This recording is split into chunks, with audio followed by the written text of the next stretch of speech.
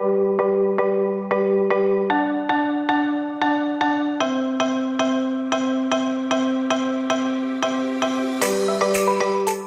to Becoming Church, the podcast where we discuss how the message and movement of Jesus is not just about becoming Christians, but about becoming the church. I'm your host, Kristen Mockler-Young, and my guest today is Liz Young. What's special about Liz is that we are actually related. She is married to my husband's cousin, so we are both part of this big, beautiful, extended family that spans generations and state lines and personalities. And while it's always fun to get together with such a large family, I have to tell you that Liz is someone I always want to talk to, and I'm so excited that I get to spend time with her on the rare occasion when we're all together. Because Liz just has this really special way of looking at the world, and I always somehow feel lighter after spending time with her. She writes for multiple publications and authors, including Joanna Gaines' Magnolia Journal and Anthropology's Haven magazine. And I could not be more thrilled. I was so excited when I found out that she was putting out a book of her own. If you like Joanna Gaines and Voskamp or other people who truly create beauty with their words, you will want to grab Let There Be Havens by Liz Young and add it to a shelf in your home immediately. Because I've probably already embarrassed her enough with this introduction. Let's get into my conversation with Liz Young. I'm so excited. I told our listeners a little bit about you in the introduction, but this is special because this is the first family member conversation that I've gotten to have. Oh, I was wondering if you were going to you just pull back the curtain and let everybody know. Yes, I love it. It's my first too. Yes. Super exciting. We both married into the family. We are both married in Youngs to cousins. That's right. And I love being in it with you. So yes, it's definitely one of those special extended families where I forget who's quote unquote part of the family and who's married in, because it's just like this one big happy, you know? It is. There's a lot of weavings in and outs, and it's huge and hilarious and all the stuff. Yes. It's a good family. We are going to get into your book in just a second, but I also want to guarantee the people that are listening that I am not inviting you on only because you are a cousin, but because this book is genuinely so lovely. I was like, there is no way I can not introduce it to people. So before we get there, will you tell people that are listening just about your sweet family and what you do with your days? Oh, yeah, sure. So Ryan and I have 3 kids. They are 15, 13, and 9. Mm-hmm. And so it's summer. So I'll just give you a typical, this is what's happening right now. Yeah. A few of them are out getting donuts. Excellent. We'll see if I get one coming back to me. Ryan is out fixing medical equipment. So that's his job. He's in the back of an ambulance somewhere. Okay. Somebody's probably watching Trolls or playing Call of Duty. Someone's shooting baskets. Yep. Someone's hopefully mowing the grass pretty soon. So, it's summer, it's a hodgepodge. And then I try to kind of scale back my work during the summer. But I freelance. And so usually I'm writing a story or doing some kind of brand work for a company. Just finished working on somebody else's book. So there's a lot of different little pieces that go on. It's not a super consistent, every day is the same. But maybe that's everybody's life. Yeah. Yeah. A little bit of routine, but a lot of spontaneity too. That's so great, especially in the summer. Summer has to have a little bit of freedom, a little bit of chaos. I guess so. I mean, it's inevitable. So I don't know how to avoid it. Yeah. So you mentioned, Liz, I know that you write for different publications and help different people with their books. How do you decide what writing projects you're going to take on? Is there a certain thing that you look for? Well, when I started out, it was just good to get writing projects, So I was like, oh, great. You want me as a writer? I'll take it. I think, you get further down the line. And I think both I get asked to do things that align with, my aesthetic and heart, now that I have been into it for some years, but I still can, I wouldn't say, I guess I'm kind of choosy. Yeah. There have been a few things that I've turned down recently because I just didn't love the direction it was going or didn't feel like I could offer what they needed. Mm. I do try to protect, time with our family. And now, I'm trying to sort of save time to really like enjoy the process of this book and getting it Yeah. out. So but yeah, I do love helping other people with words and design. And so, and I've always enjoyed working. That's the other thing. So like, it does give me a lot of life.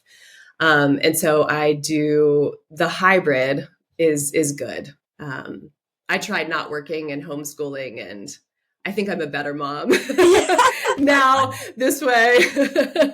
Listen, So little of both. I taught kindergarten for a long time, and the pandemic showed me that I am still a better mom than I am a homeschool teacher. That was not, and they were even like in my sweet spot ages. And yes, no, not for the faint of heart. Well, for people that I know, we're introducing you hopefully to a lot of new listeners. What would you say your like vibe and aesthetic is, or your heart and your aesthetic is, if you had to just kind of categorize it and put it out there for people? That's a good question. I love getting to create in a way that's or write in a way that's very like approachable. Mm-hmm. When I started out, I think I was really excited about just being in the craft of writing, and it got a little bit complex and, a little extra melancholy. But I think as I've, grown up, and just getting to, I've done a lot of ghostwriting and brand writing. So I got to try on a lot of different styles and voices. Yeah. But my favorite thing is just making people feel like they've been given something, that they're safe in a place, that they feel understood. I like a little bit of dreaminess, but also like I want it to feel grounded so that it's not just ethereal, And so, I mean, I think writing like for Magnolia has been a pretty good sweet spot for me. It's very home and family centric, and whatever home and family looks like for people, I think that calling people toward that in writing is something that I often think about. So that's probably a sweet spot. Yeah. And I mean, yes, I'm just nodding along. I'm like, yes, that's what I get from reading your words. So you have Let There Be Havens. Do you call this a coffee table book? I was like referring to this as a coffee table book just because of the gorgeous photos. When my agent was pitching it to publishers, we were trying to decide if we should call it that, because I think like one of the things I love to do is sort of try to stretch into new spaces. And it was a little bit hard to describe, like, is it, it's like I wanted it to not be too big and too heavy, so that you could sort of stick it in a bag and, whatever, take it to the grocery store.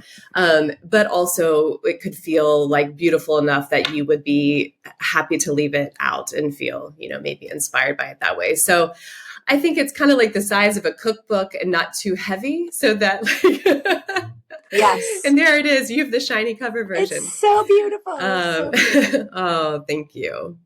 Well, yeah. And I would say, so the only reason I said coffee table, and I know for the people listening, they're like, it's not fair, we can't see it. But there are just some gorgeous, gorgeous photos in here. But reading through it, I feel like you really did, you help readers both find what they need and what they need to hear. And then you offer practical ways for them to share it with other people.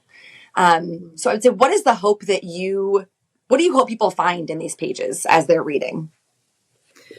After doing other book projects, I mean, there's a high cost, right, to make a book. It's a huge privilege.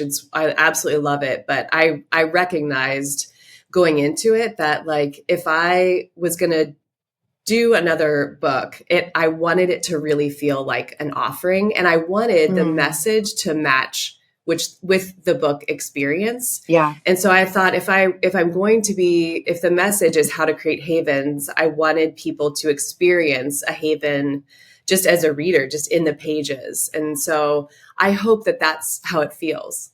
Yeah. That it feels like the haven itself. Yeah. Well, and you even shared in the introduction that one of your things, even in writing, is you realized that you wanted to share your story. in a way that helps you care for others. How does sharing your story help you to better care for others, including the people that are reading it? I think sharing stories feels like they feel like really great side doors into, I think this will circle back to answer your question. When Ryan and I lived overseas when he was in the military, I was directing a show in the theater, and it was do you know the Boxcar Children? Oh, yes. Do you know that story? Okay. Yeah. And so, of course we cast kids as these, as the characters and the actors. And meanwhile, like most of their dads and some of their moms were gone because they were deployed. It was Operation Iraqi Freedom. And so we had a bunch of kids who were in the show and then who were coming to the theater to watch it, who, were half without a family. And so what I saw happening, because of the story of the Boxcar Children, where they don't have their parents, they have to lean into each other, they have to take care of each other, be resourceful, and all of this, is how healing it was for the kids. And, there were a lot of opening up of emotion that had sort of been bottled, or I'm afraid. But like the story was helping them kind of express how they felt. And so I think that's what stories can do. It's like, you don't even have to totally identify with, the actual plot line or even like, so in the stories that I write, maybe you haven't been a part of the military and lived overseas, but, there might be something in that story that like resonates with something that you've experienced or the depth of something that you've felt. And so I think it just opens the door to connection. Yeah. Well, I love the way that I don't know what the literary term is for it, but as opposed to this being like one big, long, massive continuing story, it's a bunch of small stories. And I actually really appreciate that, because I can find myself better in, a story about a bike or a story about like groceries, because that's something that I experience all the time. Sometimes I have a hard time relating to these big, magnificent experiences that I don't have, but I'm like, I've lost a friend. Maybe not in the exact same way as you, but I have experienced that, and I am very familiar with a garage. And so like when you talk about what happened, I know what that means, So I think you did that well. Thanks, Kristen. I was actually thinking, Mosaic is actually a word that I use to describe the way I was writing it. And I mean, obviously this is your church. But I do think, and I've especially found that for a lot of my peers and women, like this is the type of book that they really, not this specific, but like this style where it's like vignettes and things woven together. You can kind of open to any page. Yeah. You can find these familiar things. I think it's hopefully like pretty inviting and pretty like it can kind of just fit into your life instead of, a big commitment of now I'm going to sit down and read, page 1 to 200. Right. Right. And because they're quick, it feels like, oh, I actually did read this. I have actually read the whole thing because I've had it. And so I was able to read like one little story or another little story and slowly make my way through without having to remember a character or a timeline or what was the detail that happened at the beginning that now I have to remember to make this make sense. Like that, none of that was needed, Oh, good. That makes me very happy. Well, and Liz, one of the things that I'm so enamored by in your words, and you kind of touched on this, is your ability to dream and to kind of like, be ethereal and kind of bring in this like really beautiful, lovely way of thinking. But I think for a lot of people, myself included, the world moves so fast that taking the time to then pause doesn't feel like a reality. How can people listening teach themselves this skill of like slowing down and learning to dream again? Yeah. I think it's probably like a shift in environment that is extremely helpful for me when I think about like getting into, like that kind of dream state, or just like you're sort of, you kind of wake up your soul a little bit, which is sort of how I see dreaming, Okay. right? Like you kind of have the freedom to think more openly. I, now our kids are older, a little bit, but like this has been harder in the past, like to find these little pockets, but I found them like in just really brief interludes. And maybe that's sort of the thing too, that is helpful maybe to listeners, but like, just literally like laying down outside and looking up at the sky, Yeah. going to a beautiful place. And it, whatever is like sort of inspiring and soul filling to you. I mean, I've always loved the story Anthropology, and that is a dream place for me. I have to be there by myself. Like, so a lot of, a lot of No this is about being no children, no friends. Cause then it's just, that's what the conversation is. But like, I think if you're trying to sort of dream and kind of wake up, that it's very like, for me, it almost always has to be alone, so that my mind can wander, or like I can hear what God is putting on my heart, or I can touch, I'm a very like tactile person, which is probably why I like, the woods or anthropology or water, things like that, but just like walking through a beautiful place. And then I think that there's some, and you'll relate to this because I think you've been on a motorcycle a time or two.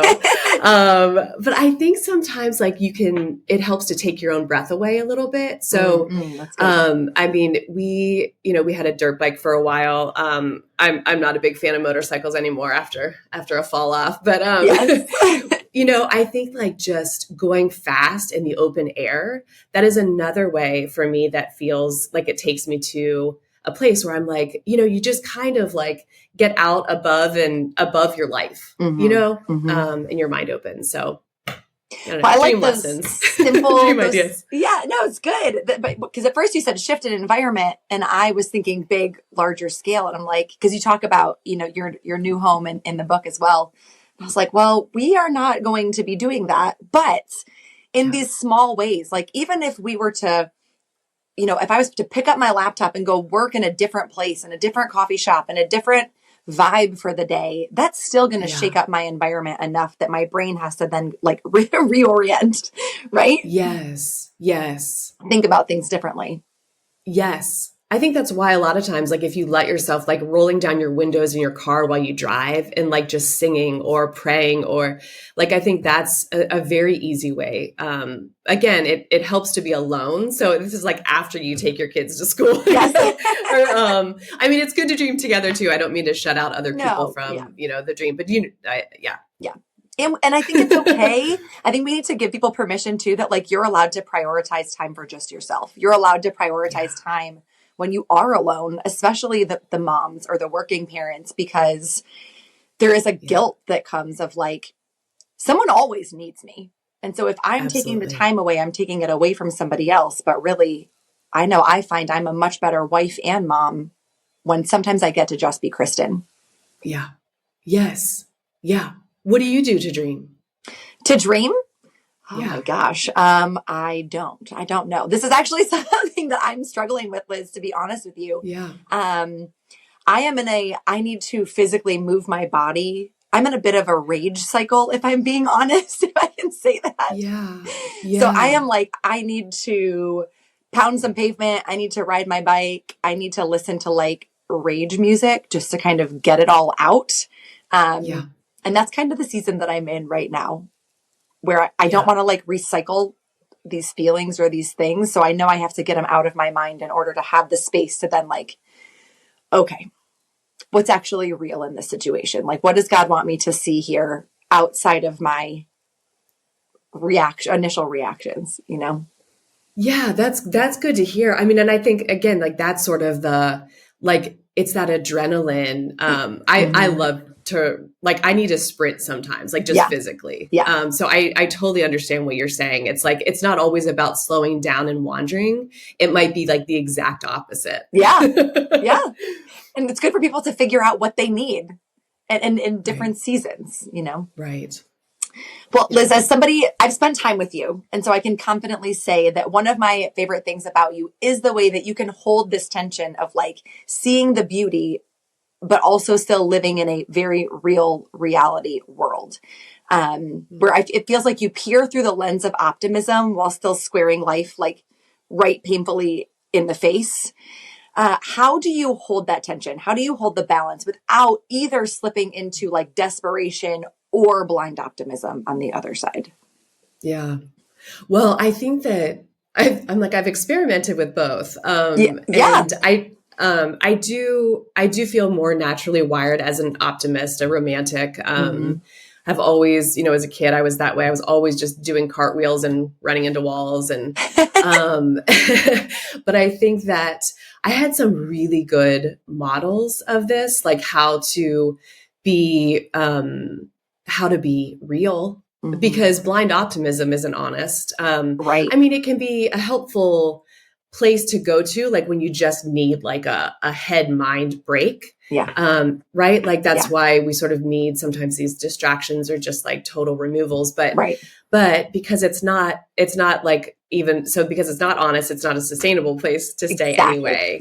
Yeah. And I think that's a little bit like if you're in that camp, you're kind of disassociating. Right. And so, but how to veer away from the, just the desperation and sort of the places that are honestly pretty easy to get to right now, like just with, all the stuff that's going on and just culturally and stuff. And so I think I have had to really get careful about like what comes in to, just like what I'm looking at, reading, seeing, because it was taking me like as an optimist, like I felt myself like I was like, man, I'm not a fearful person. Why am I afraid right now? So it was, and I recognized where it was coming from. And so I just had to start like closing those places down. And I think that it's brought me back to like a healthier state. And so, I do think that like holding the tension, I guess, between those is just like, it's where I want to be. And again, having people who model that has been really helpful in my life. Well, I heard you an underlying to idea of like self-awareness and you knowing for yourself, hey, I'm not in my right frame of mind. Like I'm fearful, and why? I'm thinking these things that are not who I want to be or who I feel like I am. And we have to have the self-awareness to recognize that and then be able to get curious about it and then ask ourselves the questions of like you said, why? Why am I afraid of everything right now? Yeah, that's right. It's so tricky. What do you, blind optimism, I think is something that I grew up with. I think I could be prone to blind optimism. I can also be prone to bitterness.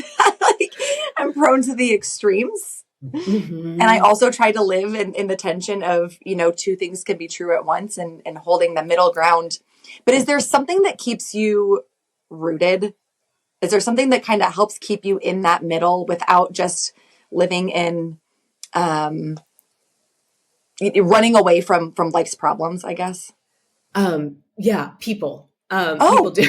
Okay. I would say, I have a few close friends in Ryan who are those people for me. Yeah. So Ryan keeps me from running away from things. Like he knows my tendencies. I understand blind optimism and I understand like, I don't want to deal with it. So I'm just going to like kick it to the curb really fast. But he is a person who, not that we wallow in things, but he will like, he will kind of stay there. And I have some good friends who help me stay there too.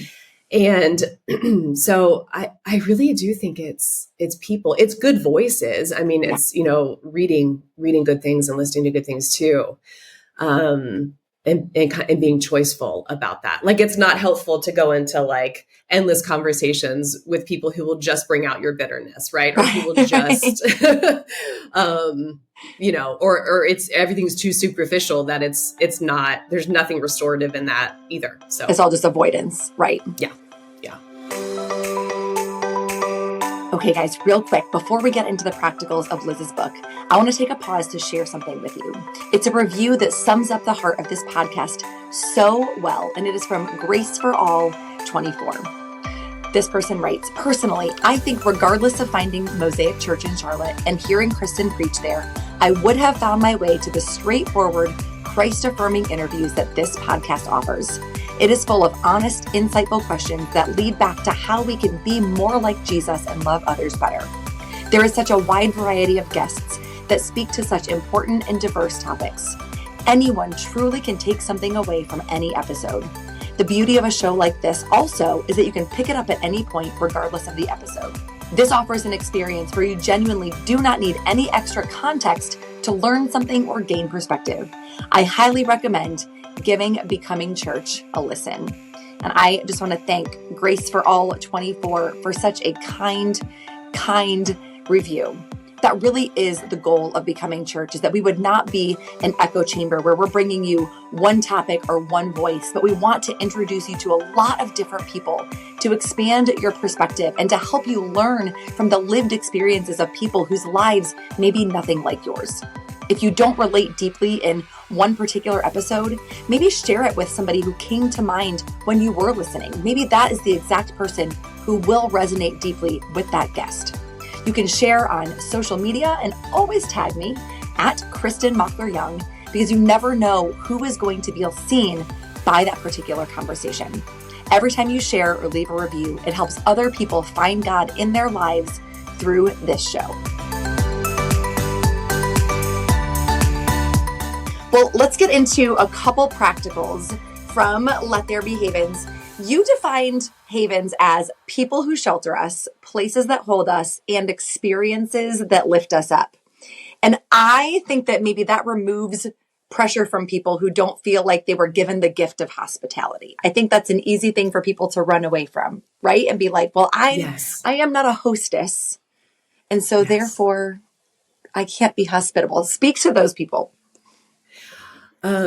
So, I used to work for a church, and we created this big rural camping event for women. And, I don't know how many we had. So, that takes so many volunteers when you're hosting that many women, outside of their comfort zones. And, but we had all sorts of women personalities who were running this. Mm-hmm. And that was like a really big testament to me. Like women, if I had asked, let's say there were 30, how many of you believe you have the gift of hospitality? Maybe 7 would have said I do, but all of us were taking care of people. So we were all just doing it in different ways. Like some of us were, chopping wood and delivering it with, delight to the campsites. And some people were like pulling cars out of the mud when they got stuck. And some people were just like one-on-one, like in the deepest prayer conversation with somebody else. And so I think that I was honestly like hesitant about using the word hospitality, even in the subtitle. Because I think it's such a it just comes with a lot of baggage. It's either Martha Stewart or whatever person on Instagram, it's like, it's that, or it's just, it's a hotel or it's a restaurant. And so I felt really, that it was really important to put gentle in front of it, because I think, and it's this idea of hospitality with what you have. And it's with who you are too. So you might have never thought I have the gift of hospitality, but can you take care of a person? I'm absolutely positive you can. Yeah, absolutely. You will do it differently than I do it. And that's fantastic, because we need different types of people taking care of us in different ways. Right.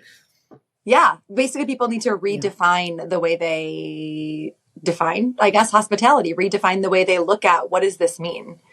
Yeah, I think so, because otherwise we don't try doing it, or we feel like, well, we wouldn't be good enough. So then why, why invite someone over? Why like be kind to a stranger on the street? Because I'm really not that type of person, So you like shut yourself out of the opportunities of loving other people and being loved yourself. Right. When you give the cutest little lists of practicals, where as I was reading through this, I was like, well, that seems like common sense. However, I have literally never thought to do this. So I love how honest you are. Super simple, like so simple. I'm like, oh, these are actually different ways that we can show hospitality. And not only do you have lists, but there were a couple places where you've got just like blank lines where people can go in and write their own ideas or write their own dreams. And I thought, man, that is brilliant, because I, again, was reading this going, good idea, good idea, good idea. I would have never stopped to ask myself the question, how do I want to show hospitality? How do I think I'm good at it? What do I want my home to feel like and think like and smell like? And I would have never stopped to answer those questions. So thank you for putting the homework in there. Oh, yeah. Absolutely. I know. I wanted to send pens with every book because I mean, I'm a big, like, mess up pages and dog ear and all of that. But I hope that, I wanted it to be an interactive, very open space for people. So I'm glad you felt that. Yeah, it was a happy surprise. I just didn't expect it. And I saw the first one and I was like, is this a design? Is this a decor? Like, I was like, no, this is a question. I'm supposed to write it here. This is for you, Kristen. Great. And so you do have these two pieces. Like, the book has these elements of sharing stories, but it's also loaded up with practicals, not only like ideas and things to do. There's recipes in here. Really just simple, easy to carry out things. So Liz, I want to know for you, which is easier, if it's the dreaming of like what could be or the actual carrying out of the thing. Which one comes more naturally to you?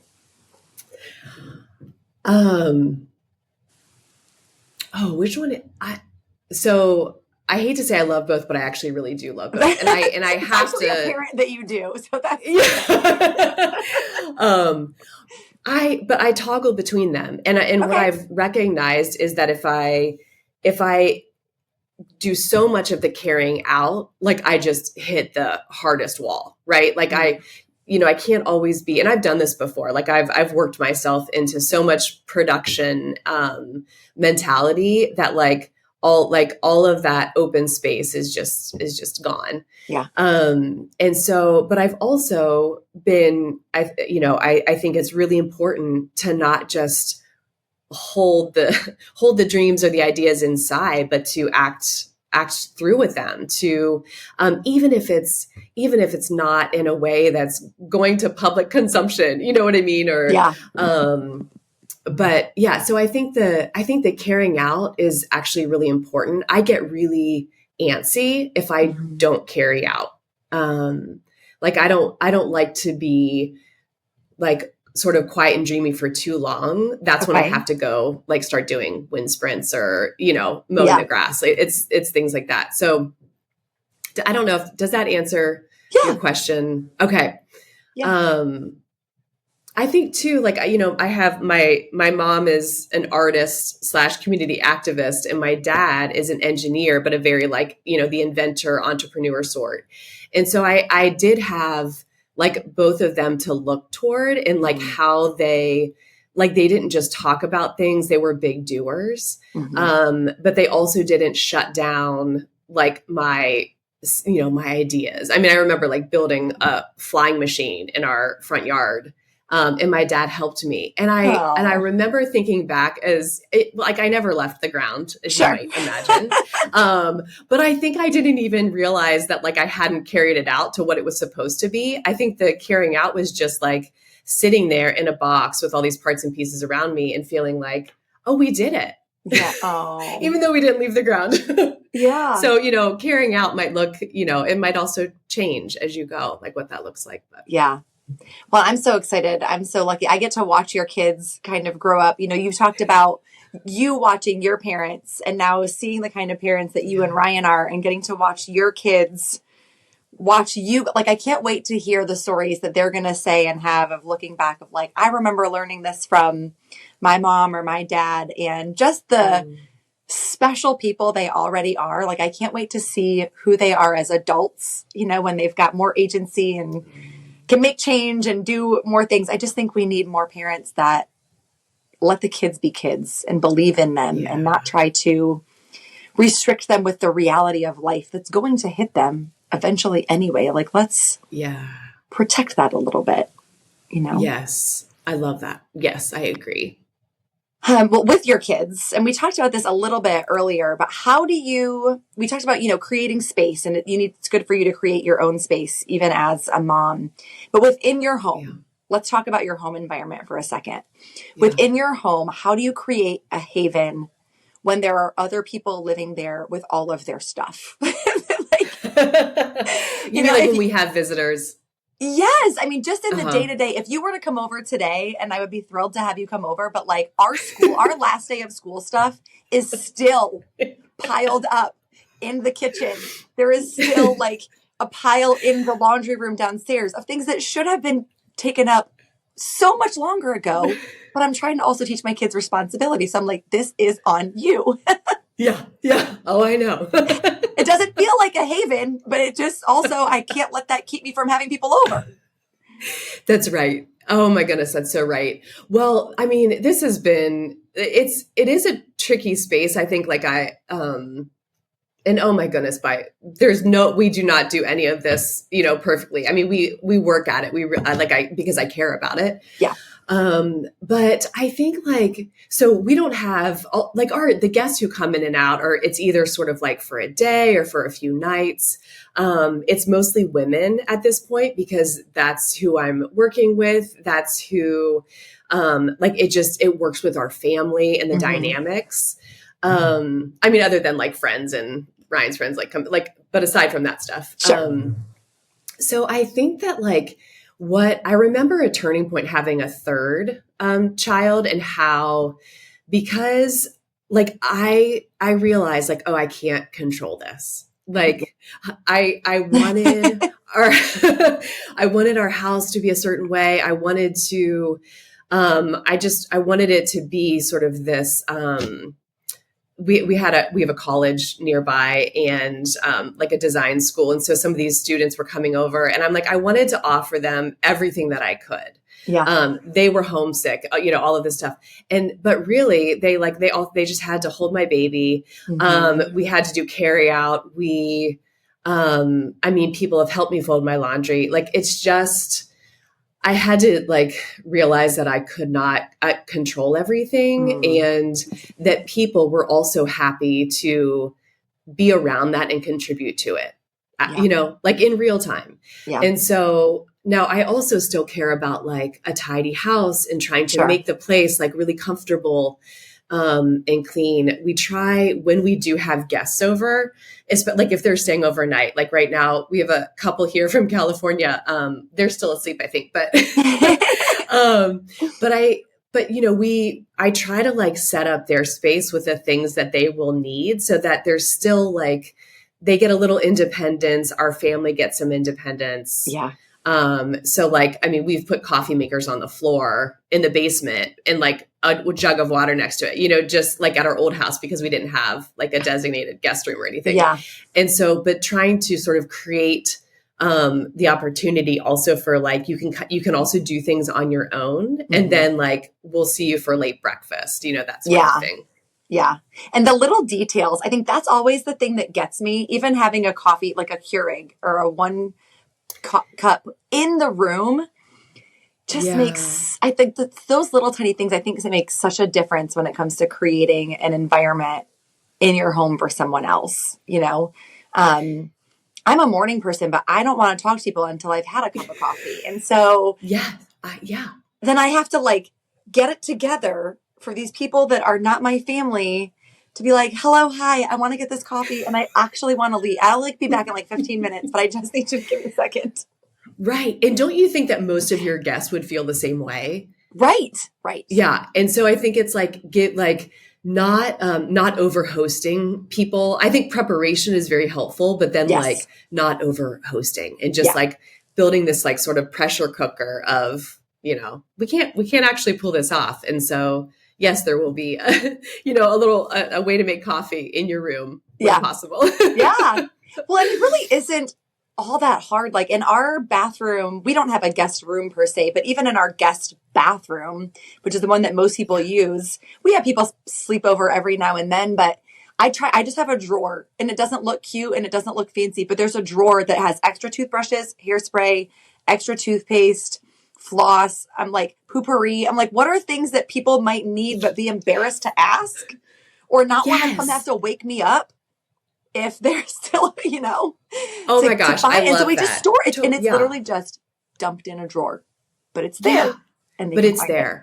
Yeah. It is there. And I think that I love that you brought that drawer up because I think I know it's very simple, but what it does is it can like keep someone from embarrassment, right? Like I'm embarrassed because I didn't bring a toothbrush Right. or like the bathroom smells and you put poopery in the drawer. Like God bless you Right. for that. Like I think this stuff is like so important for making people Yeah. feel like really at home in your spot, wherever Yeah. you are. Yeah. Just giving them a little bit of like, hey, I see you. I'm troubleshooting for you. Yes. The tiny little details. Yes. Oh, I love that. I'm troubleshooting for you. That's really good. Shoot, I can't add that to the book. It's too late. use it in your upcoming interview. Okay. Liz, for the people you touched on this a little bit earlier, but for the people who are listening who feel like they're ones that are always creating, they're the ones that are always providing the haven. How can they find shelter or a haven for themselves when it maybe seems elusive based on their season of life or whatever else it is? Yeah. Oh, I feel you. I think that like when I was talking about, going into like when I'm in heavy production mode or, running things and not receiving. Yeah. It is so helpful to me to go to something or experience something that I had nothing to do with. And so like this seems like a really silly example, but like even going to a movie theater and going to I had no part in that. I'm just like walking in and buying a ticket. My friend and I did this when we were both like super exhausted and like it was the old kind of movie theater that still like serves a glass of wine. And so we like got a glass of wine and we sat down and just cried. It was just everything was so beautiful and it was just done for us. Like we didn't do anything. And so I think like, I had it when I stopped working on staff at our church, like I had someone else had stopped ahead of me and they were like, I think it would be really good for you to just take a break from this community and just go into another one, just observe, don't get involved, but just soak in that. And that was incredible advice because I think when you're creating things, building things, producing things, you also are like, it's hard to get out of that mindset if you are involved in it. Right. And so you like go to a conference that you have nothing to do with and don't volunteer to be backstage, like go to somebody else's party, somebody else's house. And that's good. I mean, of course it's great to ask people to help fill you, like to ask for specific things that you need. But I really do like, I think if you just want to step into environments that, I mean, go to a magic show, go to a concert where someone is just like, you're doing nothing. You're just receiving. Yeah. Yeah. That's so good. I know being a church staffer too, like that's one of those things where I can tell. And again, this goes back to like self-awareness and needing to spend the time to learn the way you think. But for me, when I'm really, I probably shouldn't admit this on my own church podcast, but here it is.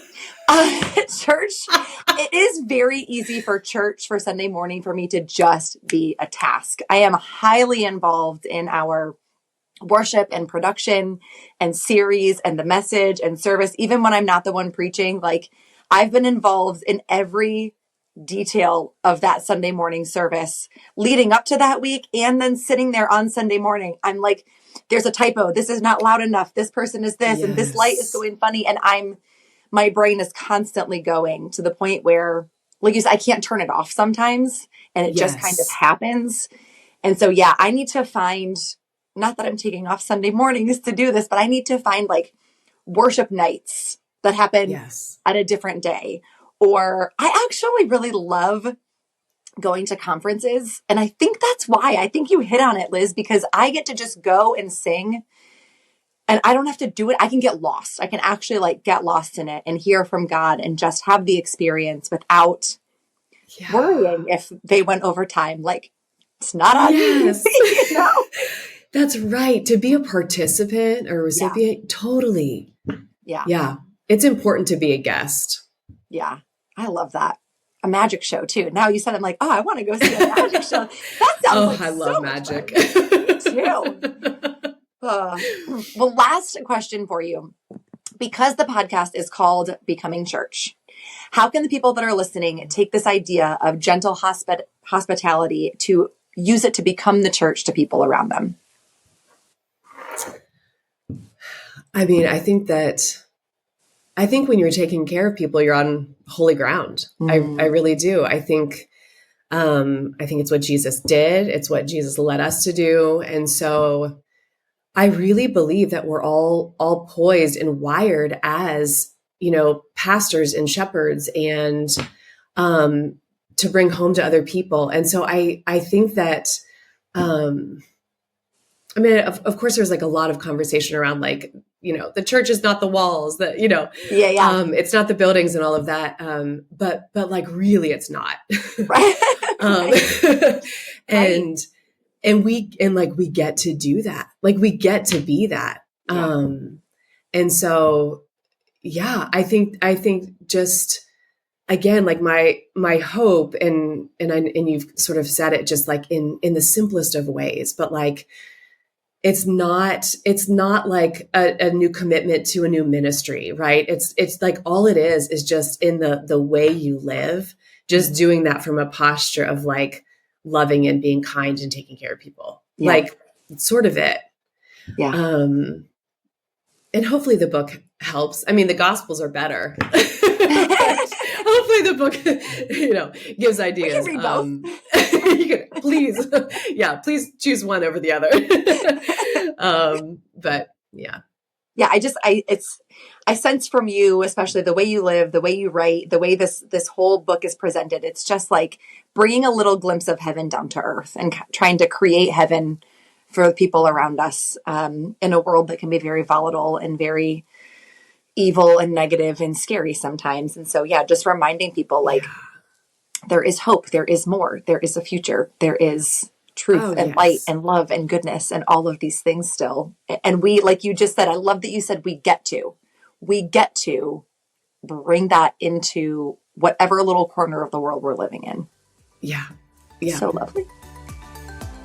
Well, thank you. Thank you. We're going to link this up in the show notes. Lots of other things down there too. But Liz, thank you so much for being here. This was so fun. It was so good. I love I've always loved getting to talk to you, but this was nice. I'm like, we talked in front of other people, but I also just felt like we just talked ourselves. So yeah. Thanks, Kristen. We get to bring heaven to earth. We get to bring the light of Jesus into the dark corners of the world. And so that's my prayer for you today, that you would find places where you can show up, even with the most seemingly insignificant details, to help someone experience the love of Jesus today. Thanks for listening. And until next time, keep becoming the church to the people around you.